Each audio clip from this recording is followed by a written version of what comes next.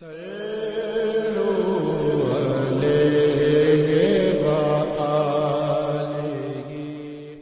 موسیٰ نے عبداللہ بن مسعود سے کہا کہ اگر غسل کی حاجت ہو اور پانی نہ ملے تو کیا نماز نہ پڑھی جائے؟ عبداللہ نے فرمایا ہاں، اگر مجھے 1 مہینے تک بھی پانی نہ ملے گا تو میں نماز نہ پڑھوں گا۔ اگر اس میں لوگوں کو اجازت دے دی جائے تو سردی معلوم کر کے بھی لوگ تیمم سے نماز پڑھ لیں گے۔ ابو موسیٰ کہتے ہیں کہ میں نے کہا کہ پھر حضرت عمر رضی اللہ تعالیٰ عنہ کے سامنے حضرت عمار رضی اللہ تعالیٰ عنہ کے قول کا کیا جواب ہوگا؟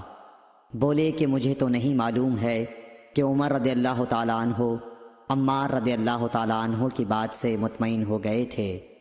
صحیح بخاری حدیث نمبر 345۔ ابو موسیٰ نے پوچھا کہ ابو عبد الرحمن، آپ کا کیا خیال ہے کہ اگر کسی کو غسل کی حاجت ہو اور پانی نہ ملے تو وہ کیا کرے؟ عبداللہ نے فرمایا کہ اسے نماز نہ پڑھنی چاہیے جب تک اسے پانی نہ مل جائے۔ ابو موسیٰ نے کہا کہ پھر عمار کی اس روایت کا کیا ہوگا جبکہ نبی کریم صلی اللہ علیہ وسلم نے ان سے کہا تھا کہ تمہیں صرف ہاتھ اور منہ کا تیمم کافی تھا۔ ابن مسعود نے فرمایا کہ تم عمر کو نہیں دیکھتے کہ وہ عمار کی اس بات پر مطمئن نہیں ہوئے تھے۔ پھر ابو موسیٰ نے کہا کہ اچھا، عمار کی بات کو چھوڑو، لیکن اس آیت کا کیا جواب دو گے جس میں جنابت میں تیمم کرنے کی واضح اجازت موجود ہے؟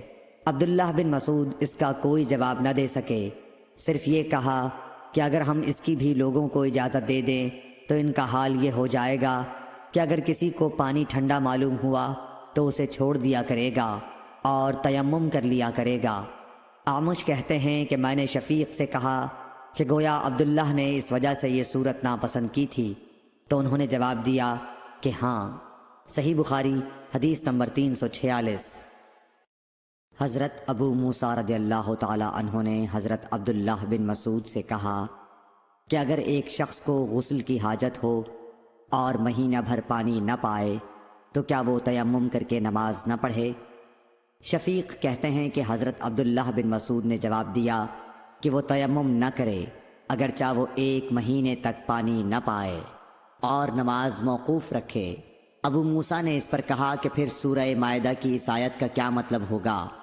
اگر تم پانی نہ پاؤ تو پاک مٹی پر تیمم کر لو۔ حضرت عبداللہ بن مسعود بولے کہ اگر لوگوں کو اس کی اجازت دے دی جائے تو جلد ہی یہ حال ہو جائے گا کہ جب ان کو پانی ٹھنڈا معلوم ہوگا تو وہ مٹی سے تیمم ہی کر لیں گے۔ اعمش نے کہا میں نے شفیق سے کہا تو تم نے جنبی کے لیے تیمم اس لیے برا جانا؟ انہوں نے کہا ہاں۔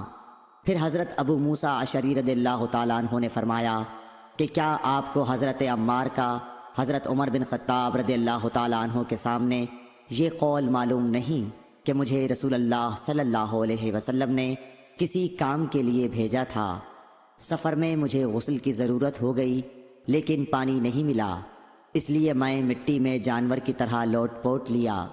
پھر میں نے رسول اللہ صلی اللہ علیہ وسلم سے اس کا ذکر کیا تو آپ نے فرمایا کہ تمہارے لیے صرف اتنا کرنا کافی تھا، اور آپ نے اپنے ہاتھوں کو زمین پر 1 مرتبہ مارا، پھر ان کو جھاڑ کر بائیں ہاتھ سے داہنے کی پشت کو مل لیا یا بائیں ہاتھ کا داہنے ہاتھ سے مسح کیا، پھر دونوں ہاتھوں سے چہرے کا مسح کیا۔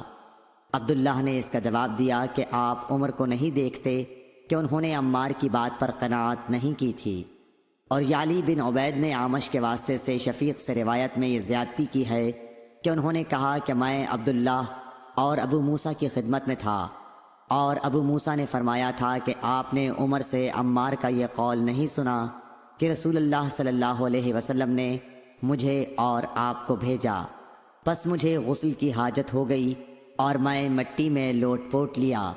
پھر میں رات رسول اللہ صلی اللہ علیہ وسلم کی خدمت میں حاضر ہوا اور آپ سے صورتحال کے متعلق ذکر کیا تو آپ نے فرمایا کہ تمہیں صرف اتنا ہی کافی تھا، اور آپ نے چہرے اور ہتھیلیوں کا 1 ہی مرتبہ مسح کیا۔ صحیح بخاری حدیث نمبر 347۔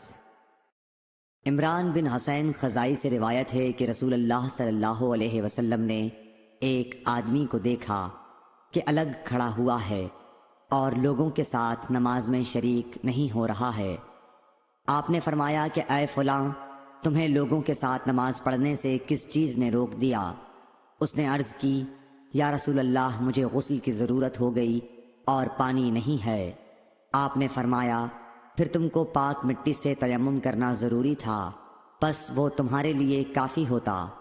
صحیح بخاری، حدیث نمبر 348۔